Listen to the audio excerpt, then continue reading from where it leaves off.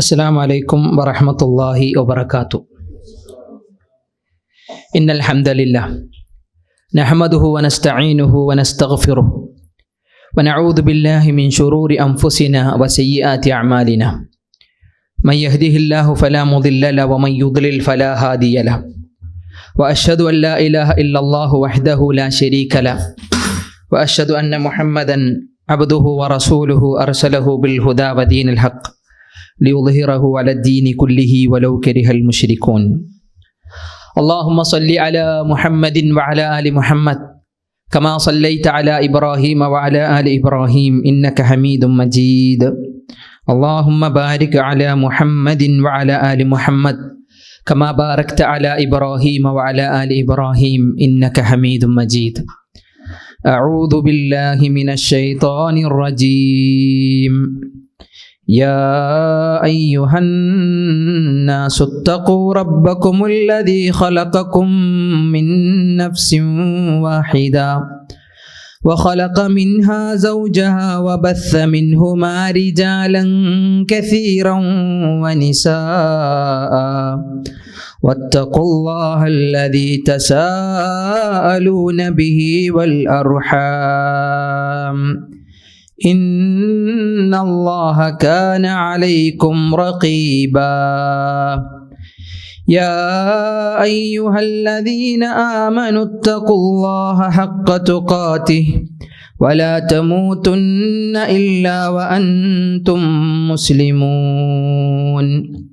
بسم الله الرحمن الرحيم. وعلى الثلاثة الذين خلفوا حتى إذا ضاقت عليهم الأرض بما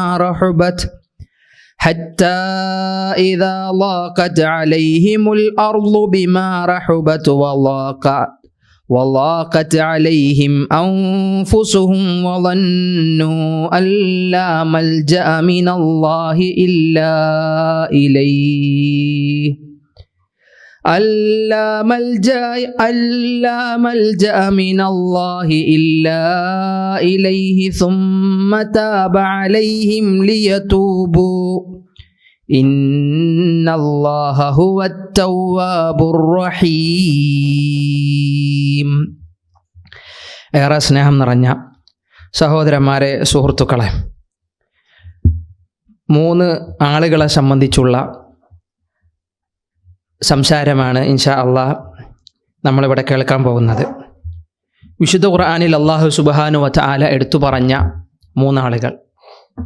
സൂറത്തു തൗബ നമ്മളൊക്കെ ഓതിപ്പോയ, നമ്മളിൽ പലരും ഒരു പക്ഷേ മനഃപ്പാടമാക്കിയൊക്കെ വെച്ച സൂറത്തുകളിലൊന്നായിരിക്കാം സൂറത്തു തൗബ. അതിൻ്റെ ഒരു ഇതിവൃതം തന്നെ, ആ സൂറത്തിൻ്റെ ഒരു ആകെ തുക എന്ന് പറയുന്നത് തന്നെ തബൂക്ക് യുദ്ധവുമായി ബന്ധപ്പെട്ടിട്ടുള്ള ചരിത്രമാണ്. അതിൽ അല്ലാഹു സുബ്ഹാനഹു വ തആല പ്രവാചക അനുചരന്മാർക്ക് അവരുടെ തൗബ സ്വീകരിച്ചതുമായി ബന്ധപ്പെട്ടിട്ടൊക്കെയുള്ള പല ആയത്തുകളും പല സംഭവങ്ങളും ഒരു പക്ഷേ അതിനോടൊക്കെ നമ്മൾ വായിക്കുകയും മനസ്സിലാക്കുകയും ചെയ്തിട്ടുണ്ടാകും. ഇന്ന് നമ്മൾ സംസാരിക്കാൻ വേണ്ടി തിരഞ്ഞെടുത്തത് ആ 3 ആളുകളുടെ കഥയാണ്. ആ 3 ആളുകളുടെ കഥ എന്തുകൊണ്ടും ഒരു സത്യസന്ധതയുടെ ജീവിതത്തിലൊരു നേരും നെറിയും ഒക്കെ ഉണ്ടാവേണ്ടതുമായി ബന്ധപ്പെട്ടിട്ടുള്ള ചരിത്രങ്ങളാണ്.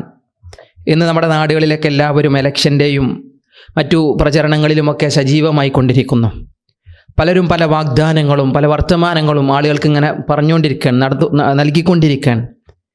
ഒരു വിശ്വാസിയെ സംബന്ധിച്ചിടത്തോളം, ഒരു മുസ്ലിമായ മുഅ്മിനായ ഒരാളെ സംബന്ധിച്ചിടത്തോളം, അയാൾ തൻ്റെ ജീവിതത്തിൽ എത്രമാത്രം സത്യസന്ധനായി സത്യസന്ധതയെ നിലനിർത്തിപ്പോരുന്നുവോ അള്ളാഹുവിൻ്റെ എല്ലാ പരീക്ഷണങ്ങളിലും അള്ളാഹു അയാൾക്ക് വിജയം നൽകും, രക്ഷ നൽകും. ഇഹത്തിലും പരത്തിലും അയാൾക്കൊരു വിശുദ്ധി അള്ളാഹു സമ്മാനിക്കുമെന്നാണ്. ഈ 3 ആളുകളുടെ കഥ അള്ളാഹു സുബ്ഹാനഹു വ തആല പല കാര്യങ്ങൾക്കും തെളിവായി, പല കാര്യങ്ങൾക്കും നമുക്ക് പ്രചോദനമായി, ആവേശമായി ഉദ്ധരിച്ച വിശുദ്ധ ഖുർആനിലെ ആയത്താണ്. ഒരുപാട് കാര്യങ്ങൾ ഇതുമായി ബന്ധപ്പെടുത്തി തഫ്സീറുകളിലൊക്കെ നമുക്ക് വായിക്കാനും കഴിയും. ആ ഒരു ആയത്തിനെ വിശദീകരിക്കുന്നിടത്തൊക്കെ ആ 3 ആളുകളെ സംബന്ധിച്ച് റസൂലുള്ളാഹി സ്വല്ലല്ലാഹി അലൈഹി വസല്ലമയുടെ ഹദീസ് ഗ്രന്ഥങ്ങളിൽ ഇമാം ബുഖാരിയും ഇമാം മുസ്ലിമും ഇമാം അഹ്മദുമൊക്കെ റിപ്പോർട്ട് ചെയ്യുന്ന സുദീർഘമായ ചില ഹദീസുകൾ തന്നെ വായിച്ചെടുക്കാനാകും. എന്താണ് ആ സംഭവം എന്നുള്ളതൊക്കെയാണ് അതിൽ പ്രതിപാദിക്കുന്നത്. സുദീർഘമായ കഅബ് ഇബ്നു മാലിക് അതിൽ ഒരു കഥാപാത്രമാണ്.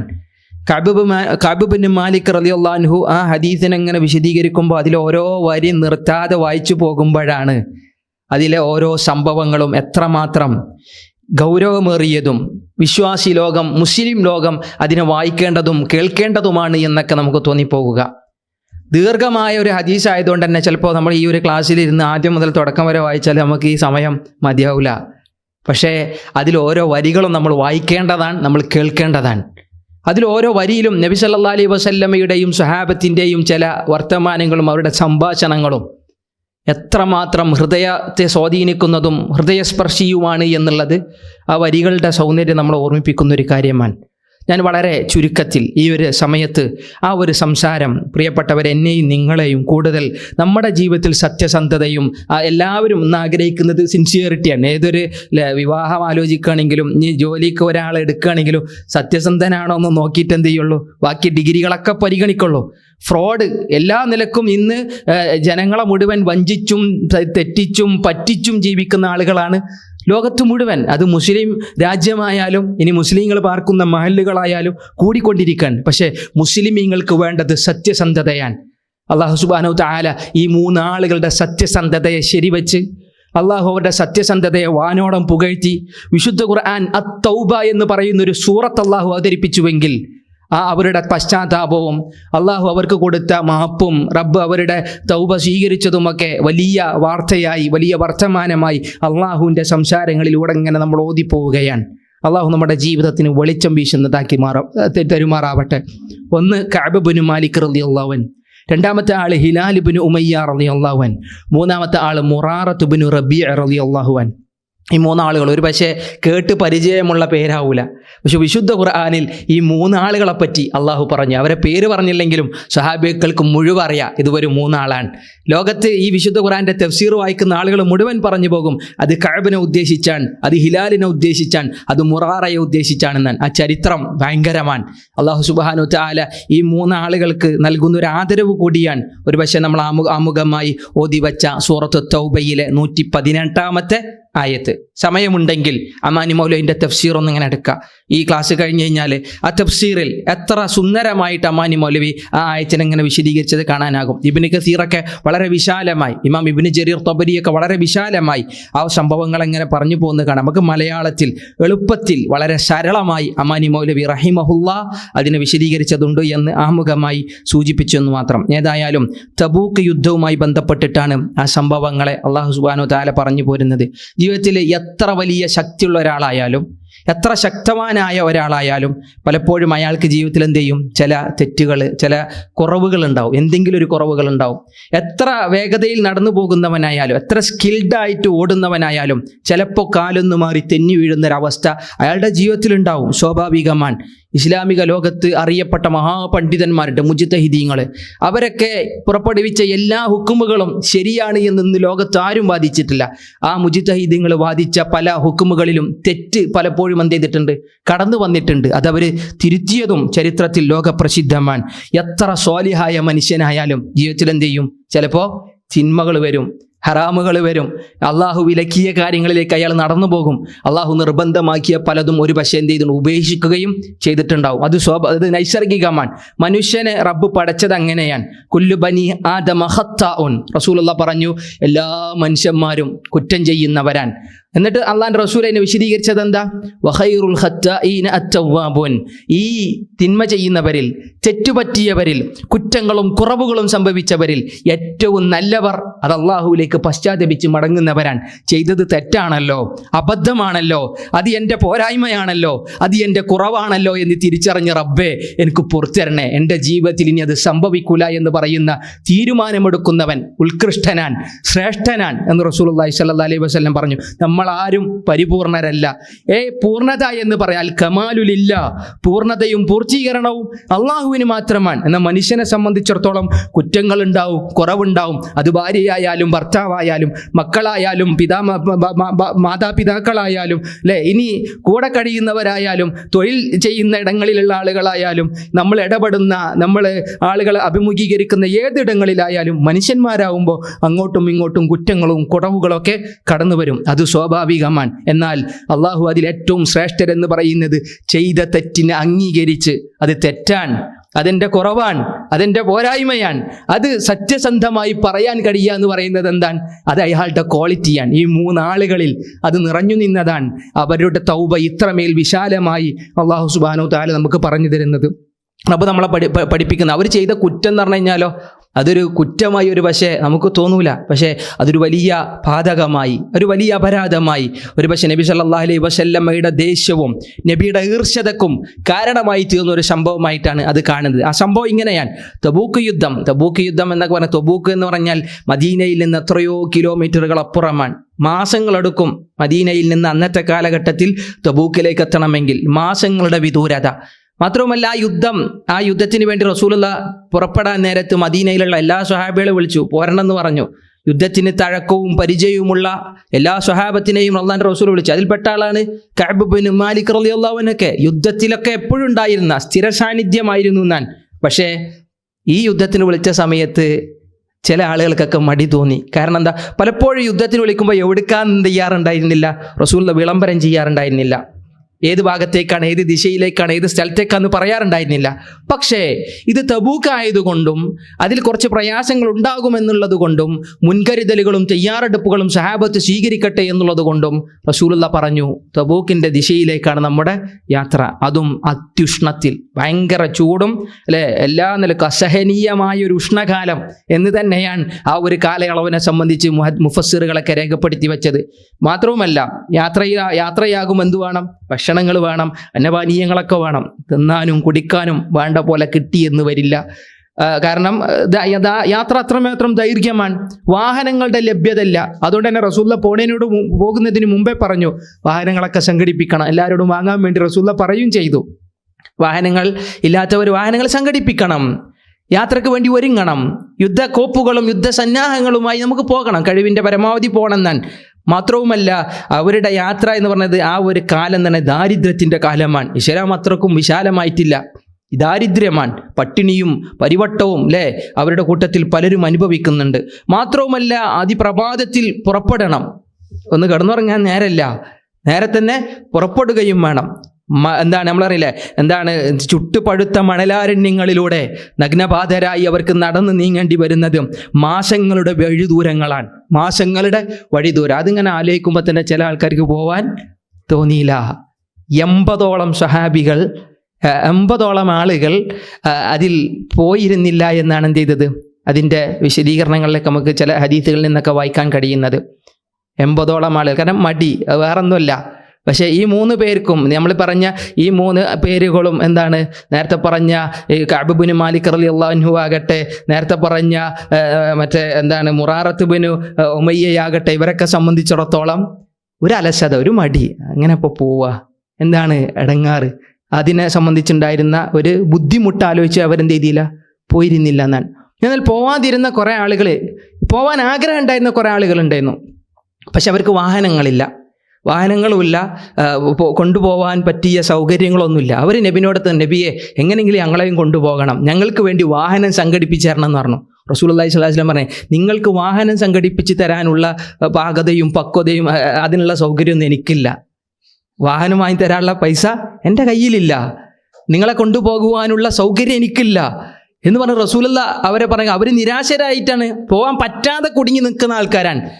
ചരിത്രത്തിൽ ആ സ്വഹാബത്തിന് പേര് പറഞ്ഞു അൽ ബക്കാഉൻ, അങ്ങേയറ്റം കരയുന്ന, പറഞ്ഞ പോകാൻ കഴിയാതെ വിലപിച്ച് കരഞ്ഞ ഒരു പറ്റം ആളുകൾ നബി സല്ലല്ലാഹു അലൈഹി വസല്ലമയുടെ സദസ്സിൽ നിന്ന് ഇറങ്ങിപ്പോയത് ഹദീസുകളിൽ കാണാം. അത് അവരാണ് ബക്കാഉൻ, നന്നായി കരഞ്ഞവർ എന്ന് തന്നെ മുഹദ്ദിസുകൾ എന്ത് ചെയ്തു, അവരെ പേര് വിളിച്ചതായി, സ്വഹാബത്ത് അങ്ങോട്ടും ഇങ്ങോട്ടും അവരെ അഭിസംബോധന ചെയ്തതായി ചരിത്രത്തിൽ പറയുന്നുണ്ട്. പക്ഷേ ഇത് ആ കൂട്ടത്തിലല്ല. ചില ആളുകൾക്ക് അവശരായി, രോഗം വന്നു, വാർദ്ധക്യം കൊണ്ടൊക്കെ പോകാൻ പറ്റാത്ത ആളുകളുണ്ട്, അതൊക്കെ ഇളവുകളാണ്. പലരും റസൂലുള്ളാഹി സ്വല്ലല്ലാഹു അലൈഹി വസല്ലമയോട് ഇളവ് ചോദിച്ചു പോയവരുണ്ട്. ചില ആൾക്കാർ ഇളവും ചോദിക്കാൻ പോയിട്ടില്ല, നേരെ നബി ഏതായാലും ദീർഘമായ യാത്രയാണല്ലോ, ഇത്രയും ആളുകൾ പോകുമ്പോൾ ഒരു പക്ഷേ ഞങ്ങളെ റസൂലുള്ള കണ്ടില്ലെങ്കിലും അറിയൊന്നുമില്ല, വഹി വരാതെ ഞങ്ങളെപ്പറ്റി അറിയുകയുമൊന്നില്ലല്ലോ എന്നുള്ള നിലക്ക് എന്ത് ചെയ്തു? ചില ആളുകൾ മാറി നിന്നു എന്നാണ്. അതിൽ ഈ 3 പേര് അല്ലേ, നബി സല്ലല്ലാഹു അലൈഹി വസല്ലമയുടെ അരികിലേക്ക് പിന്നെ ഒഴിവ് കഴിവ് പറയാനോ ഒന്നിനും എന്ത് ചെയ്തിട്ടില്ല, ഇവർ പോയിരുന്നില്ല എന്നാണ്. പക്ഷേ ഈ കഅബ് ഇബ്നു മാലിക് റളിയല്ലാഹു അൻഹു ഈ സംഭവം പറയുമ്പോൾ കഅബിൻ്റെ ഭാഗം എന്താന്ന് നമ്മൾ കേൾക്കണമല്ലോ. കഅബ് റളിയല്ലാഹു അൻഹുവിൻ്റെ മകൻ അബ്ദുല്ലാഹ് ഇബ്നു കഅബ് ഇബ്നു മാലിക് റളിയല്ലാഹു അൻഹു ആണ് ഈ ഹദീസ് ഇങ്ങനെ പറയുന്നത്. അന്നുണ്ടായ സാഹചര്യം എന്താണ്, അന്നുണ്ടായ സംഭവം എന്താണ്, എന്തുകൊണ്ട് അവർ പോയില്ല, നബി സല്ലല്ലാഹു അലൈഹി വസല്ലമ എങ്ങനെയാണ് അവരോട് പെരുമാറിയത്, മറ്റു സഹാബികൾ എങ്ങനെയാണ് പെരുമാറിയത് എന്നൊക്കെ എന്ത് ചെയ്യുന്നു? കഅബ് ഇബ്നു മാലിക്കിൻ്റെ മകൻ അബ്ദുള്ള കഅബ് റളിയല്ലാഹു അൻഹുവിൽ നിന്ന് ഉദ്ധരിക്കുന്ന ഹദീസാണ് ഞാൻ നേരത്തെ പറഞ്ഞ ഇമാം ബുഖാരി, ഇമാം മുസ്ലിം, ഇമാം അഹ്മദ് ഒക്കെ സുദീർഘമായി പറഞ്ഞു പോകുന്ന ഹദീസ്. അതിൻ്റെ ആദ്യ വരികളിൽ തന്നെ നമുക്ക് കാണാൻ കഴിയും, കഅബ് റളിയല്ലാഹു അൻഹു പറയാണ്, ഞാൻ എൻ്റെ ജീവിതത്തിൽ ഇങ്ങനെ വിഷമിച്ച് കളഞ്ഞ നാളുകൾ എൻ്റെ ജീവിതത്തിൽ കടന്നു പോയിട്ടില്ല. അല്ലാഹു സുബ്ഹാനഹു തആല പറയാൻ, അവരെ റബ്ബ് പരീക്ഷിപ്പിച്ചപ്പോൾ തന്നെ അവരുടെ മേൽ ലോകം കുടുസായതുപോലെ, ലോകം വിശാലമാണ്, ഭൂമി എന്ന് പറഞ്ഞത് അല്ലേ വിശാലമാണ്, പക്ഷെ ബിമാ റഹബത്ത്, അത് അവർക്ക് വിശാലമായിട്ട് തന്നെ ലോകം ഭൂമി അവരുടെ മേൽ കുടുസായി അനുഭവപ്പെട്ടു.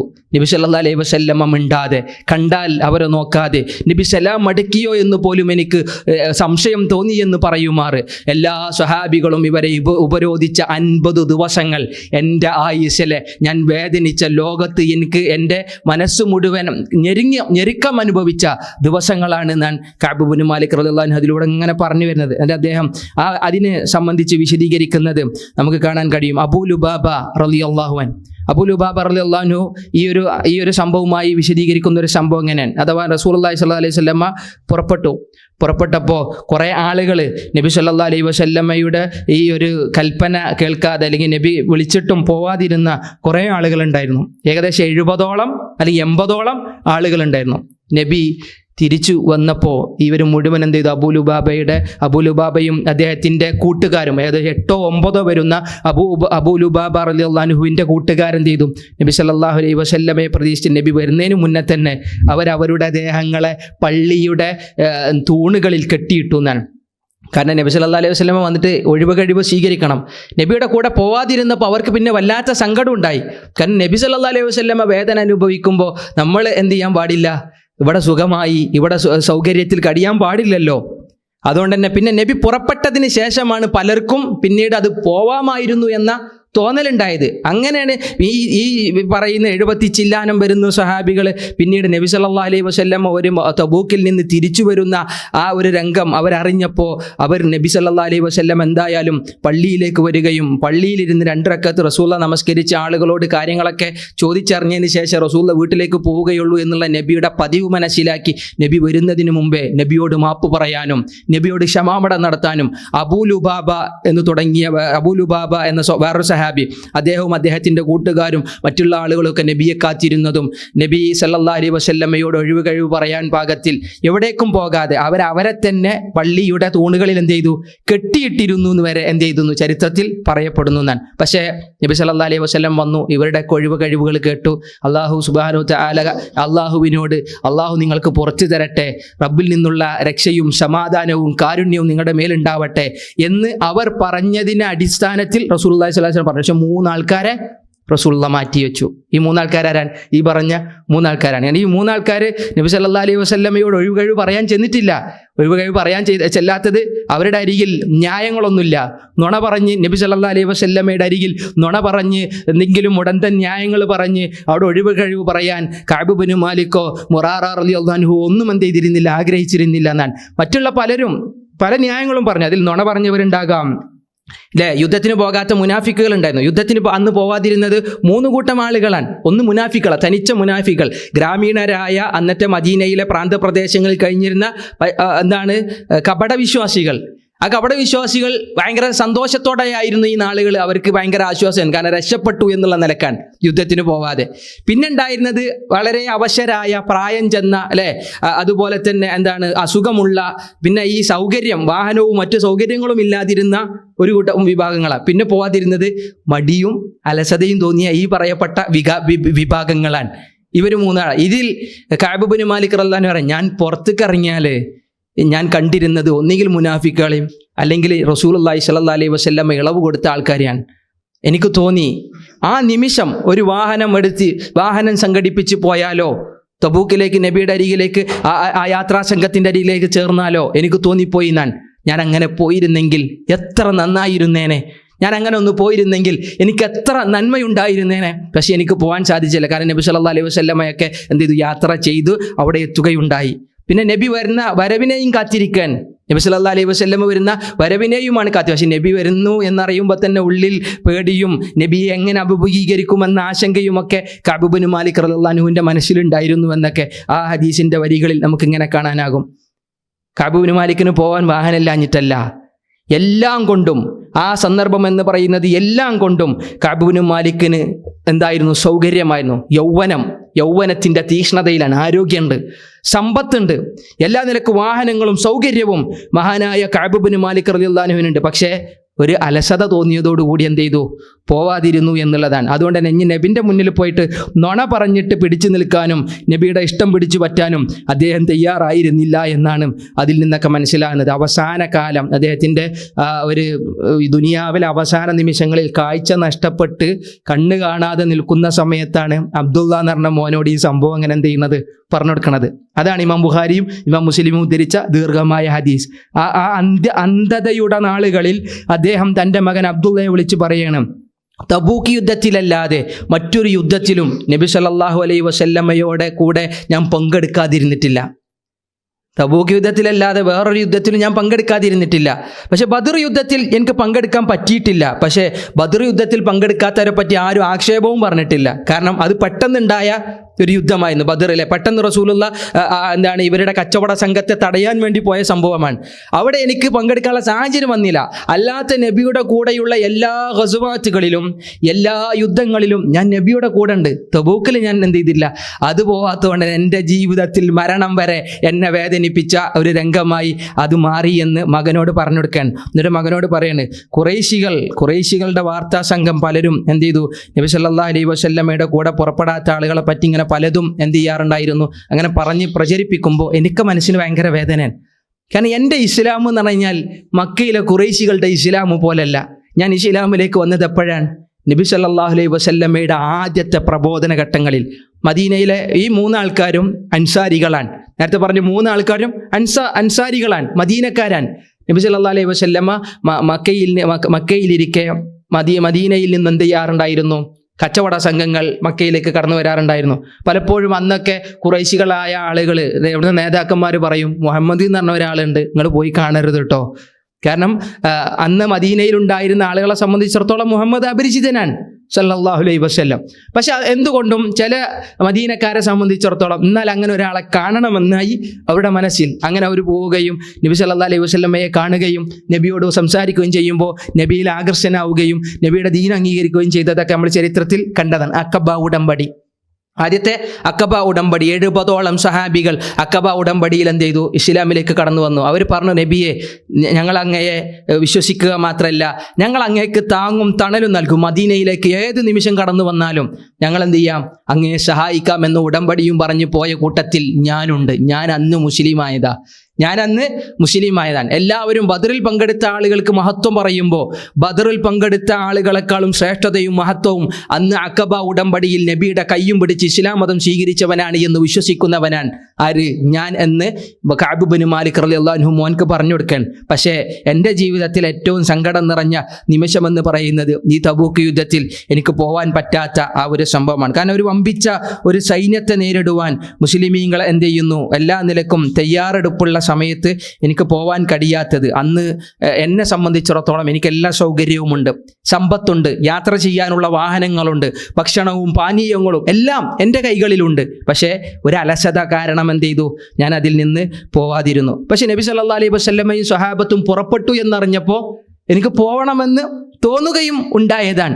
പിന്നെ നബി സല്ലല്ലാഹു അലൈഹി വസല്ലമ മടങ്ങി വരുന്നത് വരെ എനിക്കൊരു പൊറുതിയില്ല, എനിക്കൊരു സമാധാനമില്ല.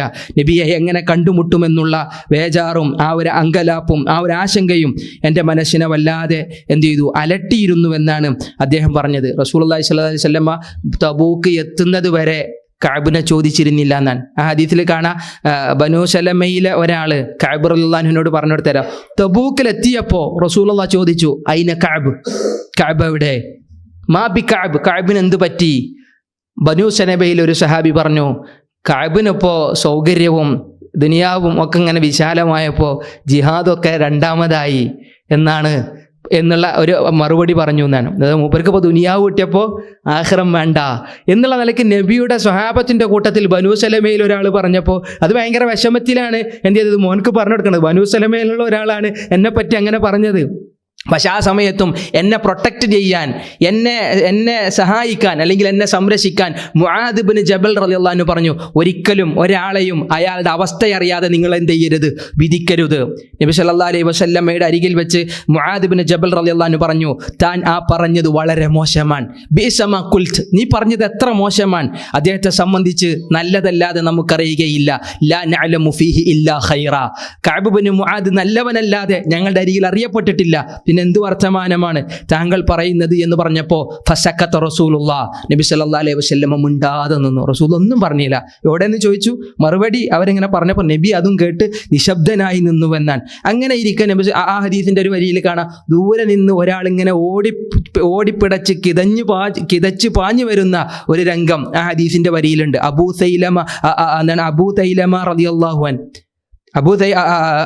അബൂ ഖൈസമ റളിയല്ലാഹു അൻഹു എന്ന് പറഞ്ഞു കഴിഞ്ഞാൽ ഈ മദീനയിലെ മുനാഫിക്കുകൾ അദ്ദേഹത്തെ ഇങ്ങനെ കളിയാക്കിയിരുന്നു. നബി സല്ലല്ലാഹു അലൈഹി വസല്ലം ധർമ്മം കൊടുക്കാൻ വേണ്ടി പറഞ്ഞപ്പോൾ ഒരു ആകണ്ടേന്നത് ഒരു ആണ്.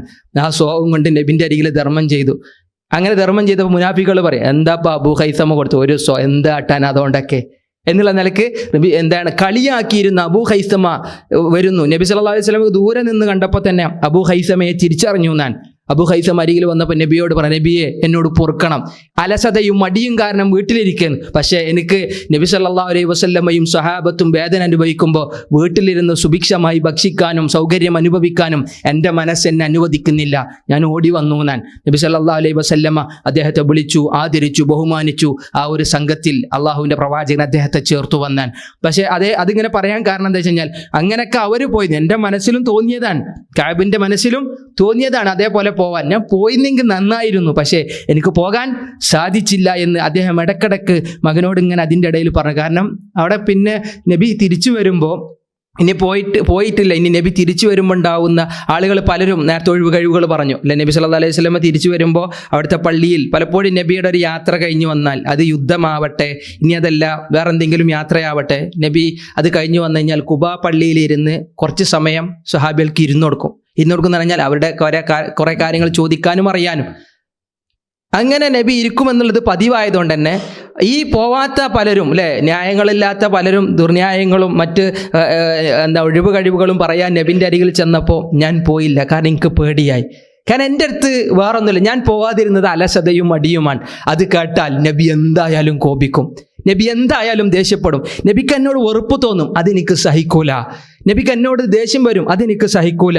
പലരും കള്ളം, അങ്ങനെ നബി വരുമ്പോൾ എന്തെങ്കിലും ഒരു കള്ളം പറഞ്ഞ് രക്ഷപ്പെടണമെന്ന് എൻ്റെ മനസ്സിങ്ങനെ പറഞ്ഞുകൊണ്ടിരുന്നു. പക്ഷേ ഞാൻ അതിന് റെഡിയായില്ല.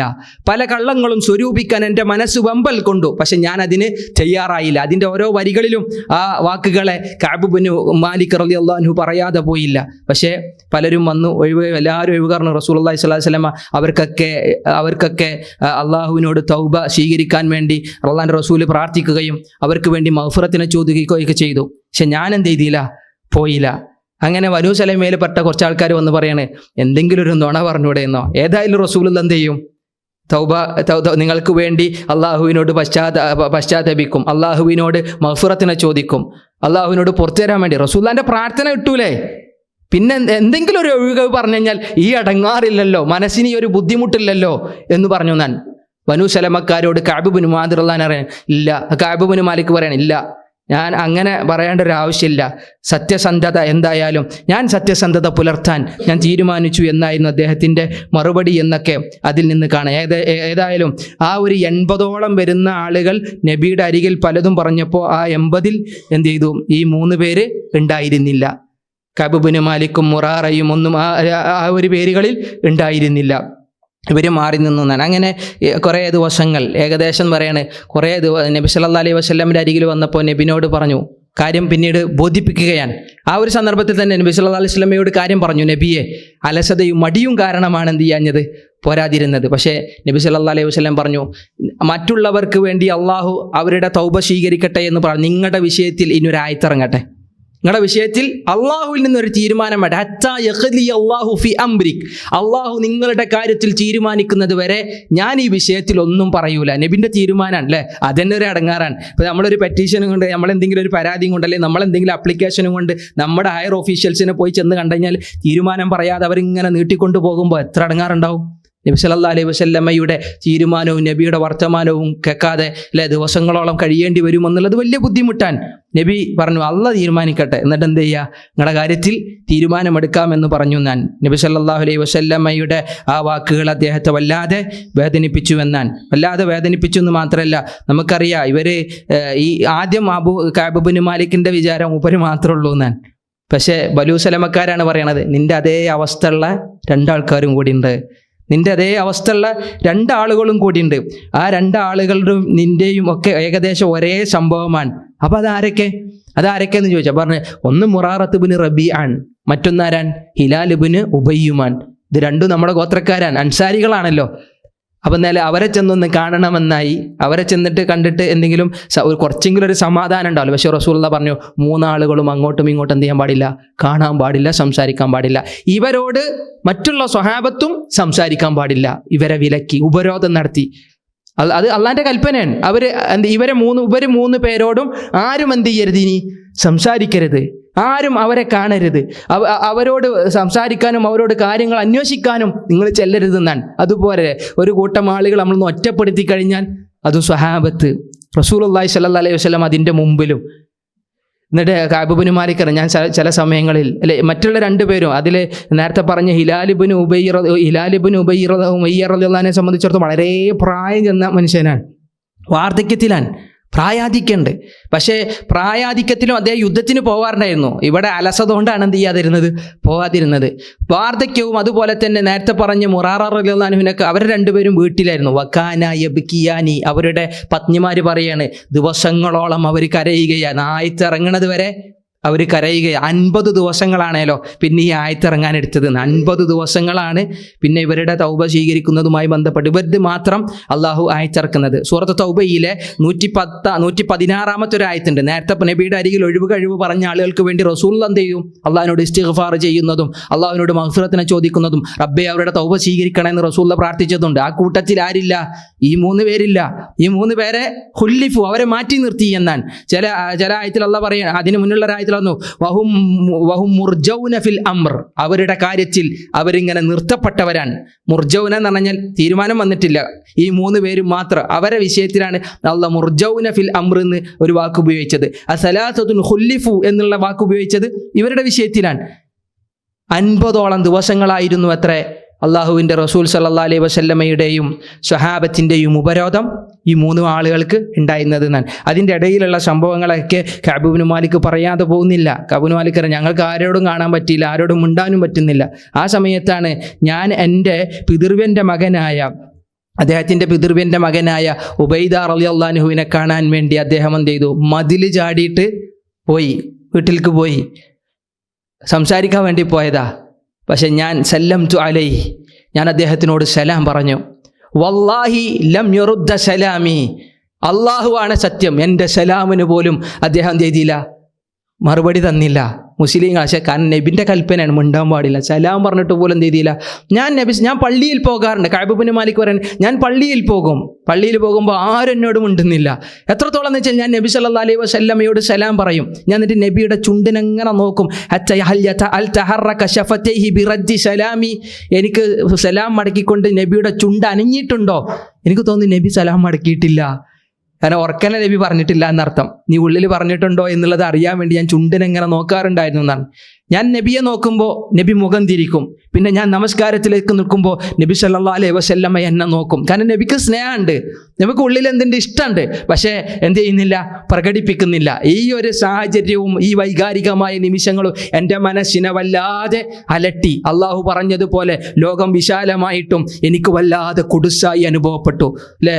എനിക്ക് വല്ലാതെ കുടുസായി അനുഭവപ്പെട്ടു. അങ്ങനെ ഇരിക്കെ എപ്പോഴാണ് അടുത്തൊരു ആയത്തിറങ്ങുക എന്നുള്ളതിൻ്റെ പ്രതീക്ഷയിൽ ഇങ്ങനെ റബ്ബിനോട് പ്രാർത്ഥിച്ചുമൊക്കെ ഇരിക്കുമ്പോൾ അവർ രണ്ടുപേരും വീട്ടിൽ കരഞ്ഞിരിക്കാൻ ഞാൻ അങ്ങാടിയിലൂടെയൊക്കെ നടക്കും. കാരണം ഞാൻ കുറച്ച് യൗവനത്തിലാണ്, എനിക്ക് കുറച്ച് ധൈര്യവും ശക്തിയുമുണ്ട്, എനിക്ക് ആളുകളെ അഭിമുഖീകരിക്കാനുള്ള തൻ്റെ ഇടവുമുണ്ട്. പക്ഷേ മറ്റുള്ള രണ്ടുപേര് എന്നെക്കാളും ദുർബലരായിരുന്നു, അവർക്ക് അതിനും കഴിഞ്ഞിരുന്നില്ല.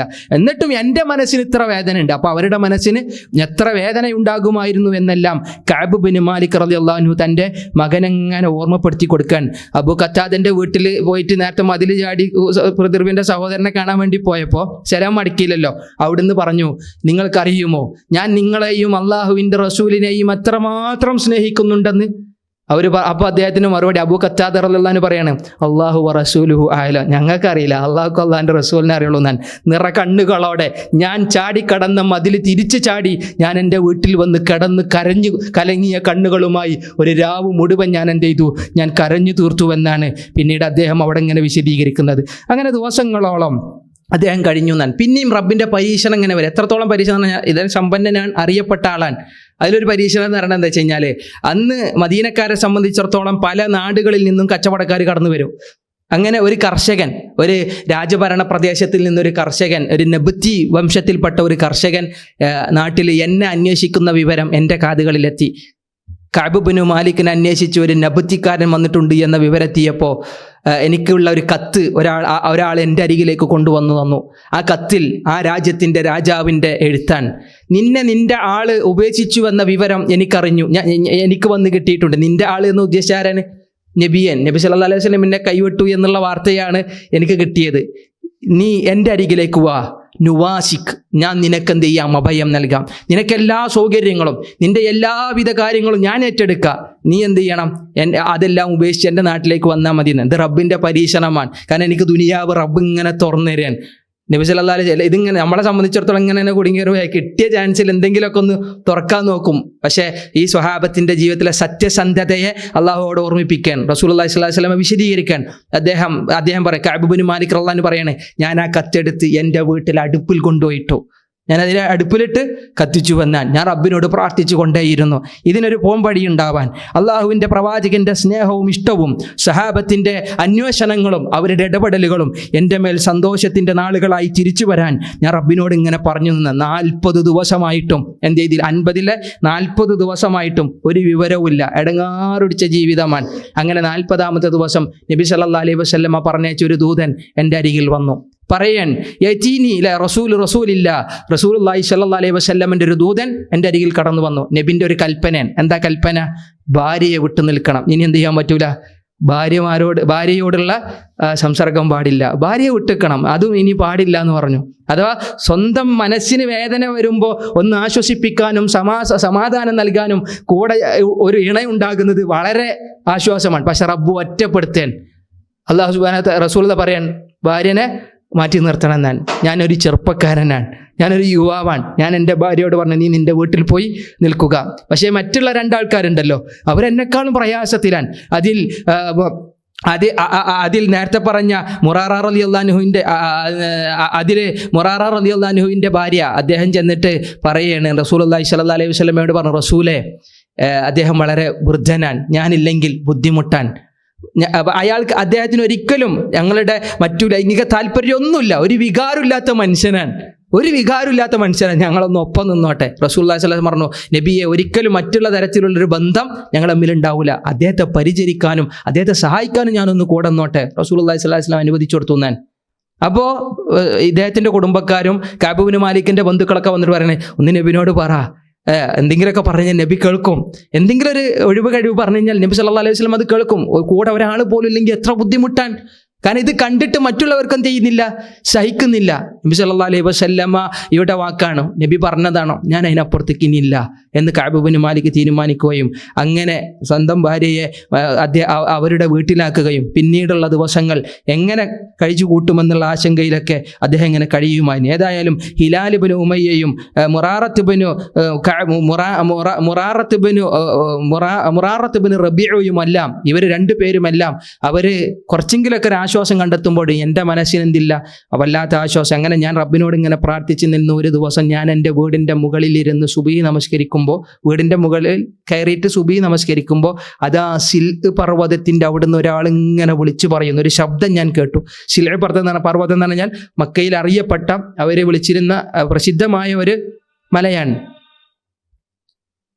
ആ മലയുടെ മുകളിൽ നിന്ന് ഒരാൾ ഇങ്ങനെ പറയും, യാ കഅബു അബ്ശിർ, കഅബേ സന്തോഷിക്ക്, കഅബേ സന്തോഷിക്ക് എന്ന് പറഞ്ഞപ്പോൾ ഞാൻ ആ നിമിഷം സുജൂദിൽ വീണു. വഖറർതു സാജിദ, ഞാൻ സുജൂദിൽ വീണു. ഞാൻ അള്ളാഹുവിനോട് വല്ലാതെ നന്ദി പറഞ്ഞു, അള്ളാഹുവിന് ഹംദ് പറഞ്ഞു, ഞാൻ സുജൂദ് ചെയ്തു. കാരണം എന്താ, അവിടെ ഞങ്ങളുടെ വിഷയത്തിൽ തീരുമാനം വന്നിട്ടുണ്ട് എന്നുള്ളതാണ് ആ ഒറ്റ വിളിയാളത്തിൽ നിന്ന് ഞാൻ മനസ്സിലാക്കിയത്. ആ ഹദീസ് ഇങ്ങനെ വായിച്ചു പോകുമ്പോൾ അവിടെ ആരുടെ ശബ്ദമെന്നില്ല, പക്ഷെ വേറെ റിവായത്തിൽ കാണാം അത് അബൂബക്കർ സിദ്ദീഖ് റളിയല്ലാഹു അൻഹു ആയിരുന്നു അത്രേ ആ ഒരു സിൽഅ് പർവ്വതത്തിൻ്റെ മുകളിൽ നിന്ന് വിളിച്ചു പറഞ്ഞു. കാരണം അവർ സുബഹി നിസ്കരിച്ചപ്പോൾ റസൂലുള്ളാഹി സ്വല്ലല്ലാഹു അലൈഹി വസല്ലമക്ക് ആയത്തിറങ്ങാൻ, നേരത്തെ നമ്മൾ ആമുഖമായി ഓതി വച്ച ആയത്തിറങ്ങിയത് ആ നിമിഷമാണ്. അള്ളാഹു സുബ്ഹാനഹു വ തആല അവർക്ക് പുറത്തു കൊടുക്കുന്നു എന്ന് പറഞ്ഞ ആയത്തിറങ്ങിയത് അപ്പോൾ. നബി സല്ലല്ലാഹു അലൈഹി വസല്ലമ സുബഹി നിസ്കാരം കഴിഞ്ഞിട്ട് സ്വഹാബത്തിന് മുഴുവൻ വിളിച്ചു കൂട്ടിയിട്ട് പറഞ്ഞു, ആ 3 ആളുകളുടെ പശ്ചാത്താപം അള്ളാഹു സ്വീകരിച്ചിരിക്കുന്നു. അത് ഇറങ്ങിയ ആയത്ത് തന്നെ എത്ര രസമാണെന്നറിയാം. കാരണം ഈ സിൽഅ് പർവ്വതത്തിൻ്റെ അവിടുന്ന് ആ ശബ്ദം വന്ന് കഴിഞ്ഞപ്പോൾ ഒരാൾ കുതിരപ്പുറത്ത് ഇങ്ങനെ വേഗത്തിൽ ഓടി വരുന്നത് പോലെ എനിക്ക് തോന്നി. ഒരാൾ നടന്ന് ഓടി കാലിൽ തൻ്റെ കാലിൽ തന്നെ ഓടി നടന്നു വരുന്നത് പോലെ എനിക്ക് 2 ആളുകളെ ഞാൻ കണ്ടു എന്നാണ്. അഥവാ ഈ വിവരം കിട്ടിയ മാത്രയിൽ അത് എൻ്റെ അരികിലേക്ക് എത്തിക്കാൻ ധൃതി കാണിച്ച 2 ആളുകൾ. അതിലൊന്ന് കുതിരപ്പുറത്ത് വന്ന ആൾ ആരാന്ന് ആ ഹദീസിലില്ല, പക്ഷെ വേറെ റിവായത്തിൽ കാണാം അത് സുബൈർ ഇബ്നു അവാം റളിയല്ലാഹു അൻഹു ആയിരുന്നു എന്ന്. നടന്നു വന്നിരുന്ന ആളെ സംബന്ധിച്ചും വേറെ റിവായത്തുകളിൽ അത് ഉബൈദ റളിയല്ലാഹു അൻഹു ആയിരുന്നു എന്നെല്ലാം എന്ത് ചെയ്തു വേറെ റിവായത്തിൽ കാണാം. പള്ളിയിലിരിക്കണ സമയത്ത് പോലും ആരും മിണ്ടാതിരുന്നപ്പോൾ ത്വൽഹത്ത് ഇബ്നു ഉബൈദില്ലാഹ് റളിയല്ലാഹു അൻഹു ഞാൻ സലാം പറഞ്ഞപ്പോൾ സലാം മടക്കിയത് ഞാൻ ഇതുവരെ മറന്നിട്ടില്ല. പിന്നെ അബ്ദുല്ലാ റളിയല്ലാഹു അൻഹു പറയാണ്, ഈ ത്വൽഹത്ത് ഉബൈദുല്ലാഹിനോട് ഭയങ്കര സ്നേഹമായിരുന്നു. ആർക്ക്?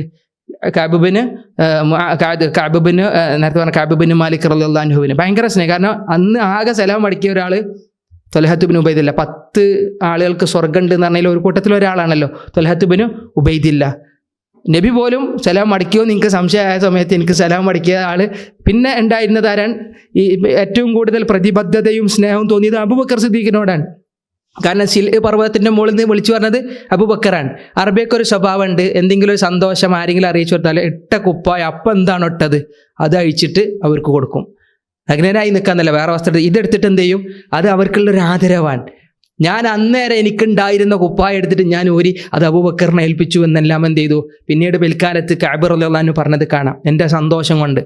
കാരണം നബി സല്ലല്ലാഹു അലൈഹി വസല്ലം സുബഹി നിസ്കാരം കഴിഞ്ഞിട്ടാണ് ഈ ആയത്തിറങ്ങിയതുമായി ബന്ധപ്പെട്ട് അവിടെ ഇങ്ങനെ വിശദീകരിക്കുന്ന ആ ആയത്താണ് ലഖദ് താബല്ലാഹു അലൻ നബിയ്യി വൽ മുഹാജിരീന വൽ അൻസാർ അല്ലദീന തബഊഹു ഫീ സഅത്തിൽ ഉസ്റ മിൻ ബഅദി മാ കാദ യസിഉ ഖുലൂബു ഫരീഖിൻ മിൻഹും സുമ്മ താബ അലൈഹിം ഇന്നഹു ബിഹിം റഊഫുർ റഹീം. ഇത് ആദ്യം നബിൻ്റെ അരികിൽ ഒഴിവ് കഴിവ് പറഞ്ഞ കുറച്ച് ആൾക്കാരുണ്ടായിരുന്നല്ലോ, മുഹാജിറുകൾ അൻസാറുകൾ പറ്റ 80ഓളം വരുന്ന ആൾക്കാർ. അവർക്ക് അള്ളാഹു എന്ത് ചെയ്തിട്ടുണ്ട്, അവർക്കും നബിക്കും അള്ളാഹു പുറത്തു കൊടുത്തു. ആയത്ത് അങ്ങനല്ലേ, ലഖദ് താബല്ലാഹു അലൻ നബി. എന്തിന് നബിക്ക് പുറത്തു കൊടുത്തു എന്ന് പറയുന്നത്? നബി തെറ്റ് ചെയ്തിട്ടാ? പക്ഷെ നബിനെയും കൂടി അവിടെ പറയുമ്പോൾ മറ്റുള്ളവർക്ക് കുറച്ചൊരു സമാധാനമാവും. നമുക്ക് മാത്രമല്ല, നബിക്കും എന്ന് പറയുമ്പോൾ അതൊരു ആശ്വാസമാണ്. നബിയുടെ കൂടെ ഒഴിവ് കഴിവ് പറഞ്ഞ ആളുകൾക്കുള്ള ആശ്വാസമാണ്. നബിക്കും മുഹാജിറുകൾക്കും അൻസാറുകൾക്കും അള്ളാഹു തൗബ ചെയ്തിട്ടുണ്ട്. അള്ളാഹു തൗബ ചെയ്തു എന്നാണ്, റബ്ബ് തൗബ സ്വീകരിച്ചു എന്നാണ്. താബ അല എന്നാണ് അള്ളാഹുവിലേക്ക് തൗബയെ പറ്റി പറയുമ്പോൾ. നമ്മളാണെങ്കിൽ താബ ഇല എന്നാണ്, നമ്മൾ അള്ളാഹുവിലേക്കാണ് ചെയ്യുക. അള്ളാഹു നമ്മുടെ മേലാണ് തൗബ ചെയ്യുക. നമ്മുടെ മേൽ അള്ളാഹ് തൗബ ചെയ്യുന്നു എന്ന് പറഞ്ഞാൽ നമ്മുടെ തൗബ അള്ളാഹ് സ്വീകരിക്കുന്നു. നമ്മൾ അള്ളാഹുവിലേക്ക് തൗബ ചെയ്യുന്നു എന്ന് പറഞ്ഞാൽ നമ്മൾ അള്ളാഹുവിലേക്ക് ഖേദിച്ച് മടങ്ങുന്നു. അപ്പോൾ അതൊരു ടേമാണ്, വിശുദ്ധ ഖുർആനിലെ ഒരു പ്രയോഗമാണ്. നബിക്കും മുഹാജിറുകൾക്കും അൻസാറുകൾക്കും അള്ളാഹു എന്ത് ചെയ്തു, തൗബ ചെയ്തു. എപ്പോൾ? അല്ലദീന തബഊഹു ഫീ സഅത്തിൽ ഉസ്റ, ഭയങ്കര പ്രയാസപ്പെട്ട നിമിഷങ്ങളിൽ നബിയെ പിൻപറ്റിപ്പോയ ആളുകൾ. അവരുടെ ഹൃദയങ്ങളിൽ, ചില ആൾക്കാരുടെ ഹൃദയങ്ങൾ ഇങ്ങനെ തെന്നിപ്പോവാറായിരുന്നു, ദീനിൽ നിന്ന് ഇങ്ങനെ പോകാൻ പാകത്തിലായിരുന്നു. പക്ഷെ സുമ്മ താബ അലൈഹിം, അള്ളാഹു അവർക്ക് എന്ത് ചെയ്തു, തൗബ സ്വീകരിച്ചു. ഇന്നഹു ബിഹിം റഊഫുർ റഹീം, അള്ളാഹു അങ്ങേയറ്റം അവരുടെ അനുകമ്പയും കാരുണ്യവുമുള്ളവനാണ്. പിന്നെ ഇറങ്ങിയ ആയത്താണ്, ആ ആയത്തിറങ്ങിയതിനു ശേഷം പിന്നുള്ള 118ാമത്തെ ആയത്തിറങ്ങുന്നത് 50 ദിവസം കഴിഞ്ഞിട്ടാണ്. ആ ആയത്ത് അവർക്ക് പറഞ്ഞു കൊടുത്തു, അവരുടെ തൗബ സ്വീകരിച്ചു എന്ന് പറഞ്ഞു. ആ കൂട്ടത്തിൽ ആരില്ല? ഈ 3 പേരില്ലല്ലോ. റസൂലുള്ളാഹി മാറ്റി നിർത്തിയില്ല, അള്ളാഹിൻ്റെ അടുത്ത് വിധി വരട്ടെ എന്ന് പറഞ്ഞില്ലേ. ഈ ആയത്തിറങ്ങുന്നത് 50 ദിവസം കഴിഞ്ഞിട്ടാണ്. ആയത്തിറങ്ങിയത് ഒരു സുബഹി നമസ്കാരാനന്തരവും. അത് കേട്ട പാടെയാണ് മറ്റാൾ കുതിരപ്പുറത്ത് ഓടിച്ചെന്ന് പറഞ്ഞത്, മറ്റാൾ കയ്യിൽ കിട്ടിയ കാലിൽ തന്നെ ഓടി നടന്ന് പറയാൻ പോയത്. അതിനു മുന്നേ മലമുകളിൽ നിന്ന് അബൂബക്കർ വിളിച്ച വിളികളിലാണ് എന്ത് ചെയ്തത്, കഅബ് ഇബ്നു മാലിക് ആ ശബ്ദത്തെ കേട്ടത് എന്നും ചില ചരിത്രകാരന്മാർ ഹദീസുകളിൽ ഇങ്ങനെ വിശദീകരിക്കുന്നത് കാണാം. ഏതായാലും വഅല സലാസത്തിൽ ലദീന ഖുല്ലിഫു ഹത്താ ഇദാ ളാഖത് അലൈഹിമുൽ അർളു ബിമാ റഹബത് വളാഖത് അലൈഹിം അൻഫുസുഹും വളന്നു അല്ലാ മൽജാ മിനല്ലാഹി ഇല്ലാ ഇലൈഹി സുമ്മ താബ അലൈഹിം ലിയതൂബു. പറയുന്നു മൂന്ന് ആളുകൾ അവരെ മാറ്റി നിർത്തിയ, ഖുല്ലിഫു എന്ന് പറഞ്ഞാൽ ശരിക്കും യുദ്ധത്തിൽ നിന്ന് പിന്തിരിഞ്ഞു ഓടാൻ നല്ല ഇവിടുത്തെ ഉദ്ദേശം. അവരെ മാറ്റിവെച്ചു, അവിടെ നിർത്തിവെച്ചു. ഈ മൂന്നാൾക്കാരെന്ത് ചെയ്താൽ ഇവരുടെ വിഷയത്തിൽ വിധി വന്നിട്ടില്ല. അത് എത്രത്തോളം വെച്ചാൽ ഹത്താ ഇദാ ളാഖത് അലൈഹിമുൽ അർളു ബിമാ റഹബത്, ഭൂമി വിശാലമായി നിന്നിട്ട് പോലും അവർക്ക് എന്ത് ചെയ്തു, ഭൂമി വളരെ കുടിസായി തോന്നി, ഒന്ന് നടക്കാനോ ഇരിക്കാനോ പറ്റാത്ത രൂപത്തിൽ അവർക്ക് അനുഭവപ്പെട്ടു. വളാഖത് അലൈഹിം അൻഫുസുഹും, അവർക്ക് അവരുടെ മനസ്സുകൾ തന്നെ വല്ലാതെ കുടിസായി, ഒരു ശ്വാസം നെടുവീർപ്പിടാൻ പറ്റാത്ത അവസ്ഥ വന്നു. വളന്നു, അവർ കരുതി അല്ലാ മൽജഅ മിനല്ലാഹി ഇല്ലാ ഇലൈഹി, അള്ളാഹുവിൽ നിന്ന് അള്ളാഹുവിലേക്കല്ലാതെ ഇനിയൊരു അഭയമില്ല. അങ്ങനത്തെ ഒരു അവസ്ഥയാണ്. പഠിച്ച റബ്ബല്ലാതെ ഇനിയൊരു അഭയകേന്ദ്രവുമില്ല എന്ന് അവർക്ക് ബോധ്യപ്പെട്ട നിമിഷം സുമ്മ താബ അലൈഹിം, അള്ളാഹു അവരുടെ മേൽ എന്ത് ചെയ്തു, തൗബ സ്വീകരിച്ചു. അവരിങ്ങനെ മനസ്സിൽ സത്യസന്ധത കാരണം പഠിച്ച റബ്ബിലേക്ക് അല്ലാഹുമ്മ അസ്തഗ്ഫിറുക വഅതൂബു ഇലൈക്. നബി നേരത്തെ നമ്മൾ പറഞ്ഞു ലഖദ് താബല്ലാഹു അലൻ നബിയ്യി വൽ മുഹാജിരീന വൽ അൻസാർ എന്നാണില്ലേ.